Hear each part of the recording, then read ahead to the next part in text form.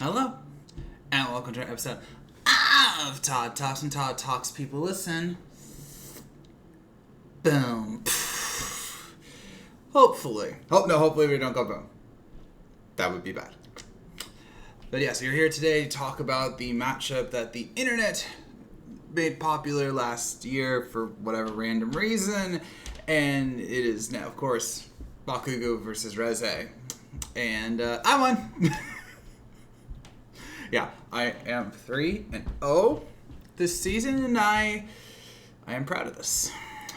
So I will take that win. So this episode is interesting to talk about because, how do I say this? If I was to rank the 3 death battles that we've had so far, so Ichigo, Yusuke, Cell versus Metal Sonic, and of course now Bakugo Reze, I honestly put this one at the bottom. Not that it was bad, it was not. I saw some rankings saying it was like, 4 out of 10 or whatever. I didn't feel that way. I thought it was an honestly decent fight, but when you think about the hype for the matchup, like the absolute overload that the internet gave us last year with it, and how... Sorry, I was moving my microphone. How much this was talked about, and then you see what we got.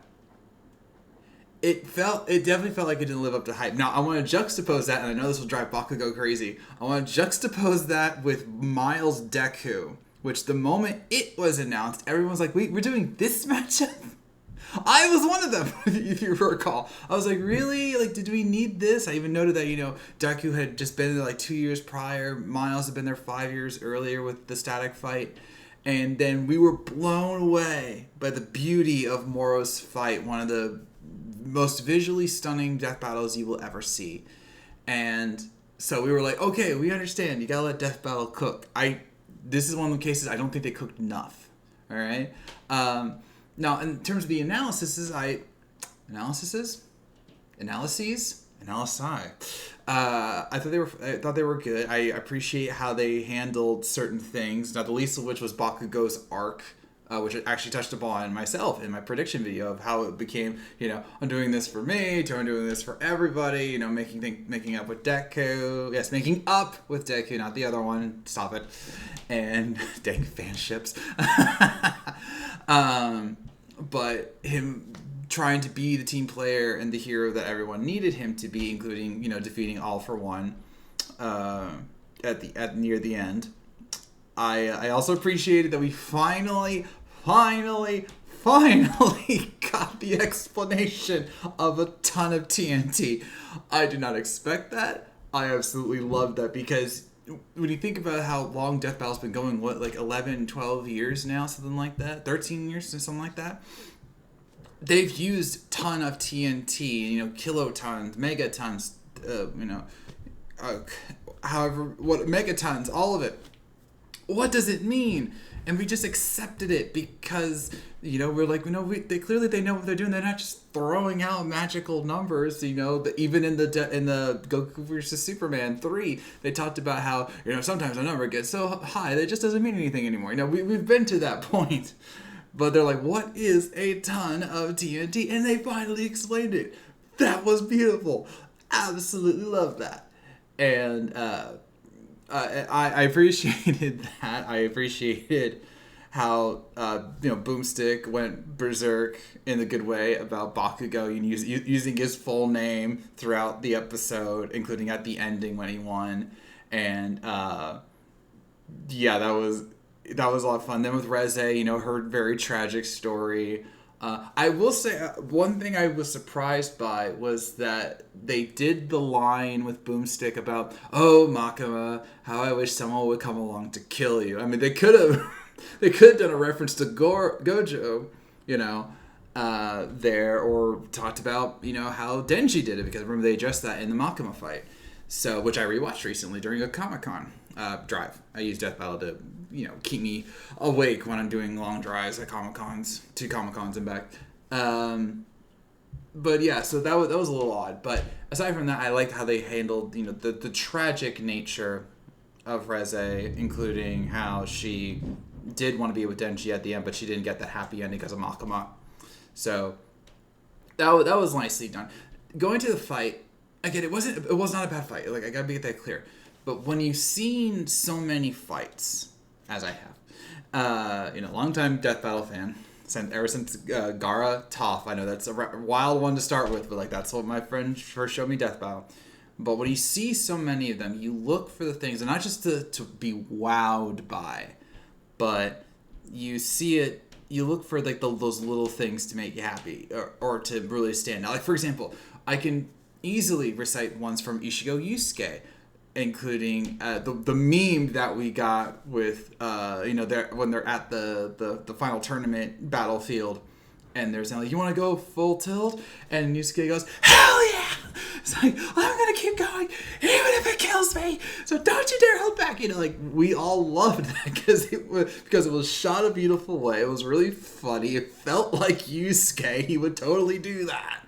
And then, he even though he lost, it was funny. Even the whole "give me a freaking break" was great because that was a reference to Yusuke for Ishigo versus Naruto. That was a nice little thing there. And then, of course, they had the references to the Hollow and Muzan, not Muzan, Ishigo's ancestor, voiced by Piccolo.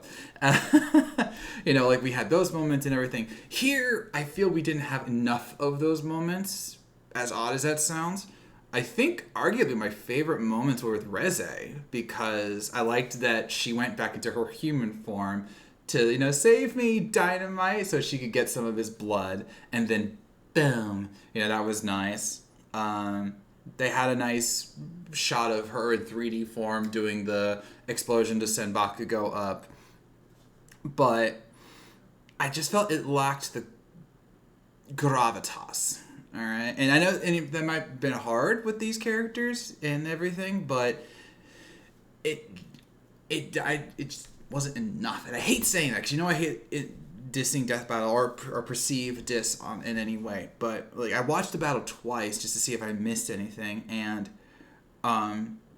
they had good elements like those Reze moments. They got I don't know who voiced Bakugo, but he was great. He was a perfect Bakugo impression. But like, usually in death battles like this, even with like Cell versus Metal Sonic, where Cell was obviously going to lose, but he had moments where he really stood out. There wasn't like that whole really great final clash where you think, oh, Reze's got this, and or Reze may have this, and upset the internet. But then the moment you see Bakugo fly up, he's like, nah, he ain't gonna die. And then sure enough, they last like 15-20 seconds is him using Howitzer Impact Cluster, and I just felt that kind of took it out. Like, there was no like true fake out. I don't know. It's kind of hard to describe. Again, it wasn't bad. I've seen a lot of people throwing around a 7 out of 10. I think that's a fair score.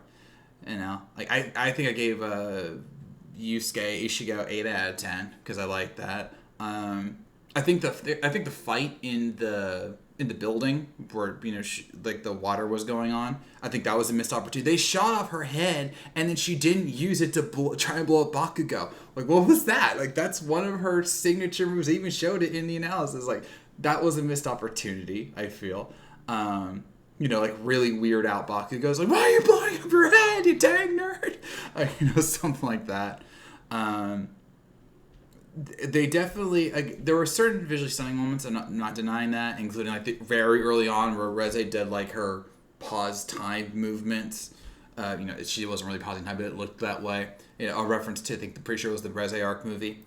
And they did highlight in the analysis that there were things that Reze had better than Bakugo, especially her regeneration, which I put in my prediction video.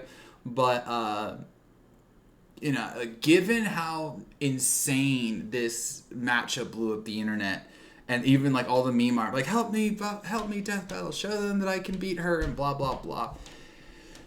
And given some of the other matchups that I know a lot of the Death Battle fans wanted for Bakugo, this was this was a good fight, but it was not Dynamite. There's your pun. But hey, sometimes that's how it goes, and that's okay. And I hope if the fan base does make it clear that this was underwhelming in its own way, we do it in a constructive manner, like I'm trying to do here, and then we'll see how they improve on it with the next fights. Also, was it coincidence that they basically did the invincible still shot at the end, even though that came out just 4 days ago and this fight was clearly done before then? Did they do a last minute change? I really gotta know. The shot where he's this right before there, that just happened. Was that in the comic? Maybe it was in the comic. I don't know. Regardless, if you liked it, I'm really happy for you. I thought it was fine. It was, Death Battle's allowed to do episodes that are just fine, and then it makes us even more appreciative when one really comes around to wow us, with Cell Metal Sonic, because that's clearly still the top of this season so far. All right, next time on Death Battle, we have presentation. Yes, after a long time waiting, we are finally getting Gru Megamind, and they're going to steal the moon. So they're probably not. Maybe that was in the first movie, which I did see. Let's see. I saw the first one. No, I didn't see the second one. I did see the first one. I don't remember why, but I did. Have not seen Megamind though. But regardless, this is one of the last two Kickstarter matchups that they have promised us. So with this coming up and out of the way, that means we only got Aang Traveler next, and I'm actually making a prediction right now that Aang Traveler ain't going to come until later in the year, so they can match it with the Avatar movie, even though that won't mess with the verdict. I'm very, very confident in that. So with that, I am ending this episode of Todd Talk. What did you think of Bakugo versus Reze? Please be honest. Please be careful in your wording. Please. And what are you excited for Gru Megamind? Also, I'm just going to really quickly talk about this. I have another Kickstarter up. It's for a science series, ironically, because it's Death Battle uses science all the time. I have it in the description. Please go check it out, support it, or share it with people who like science and education. It's a very unique comic series I'm very proud of. So check that out in the description. Let me know what you think of this episode and the next episode coming up in the comments below. So I thank you for watching. I mean, as far I know you're listening, and I'll see you around. Boom.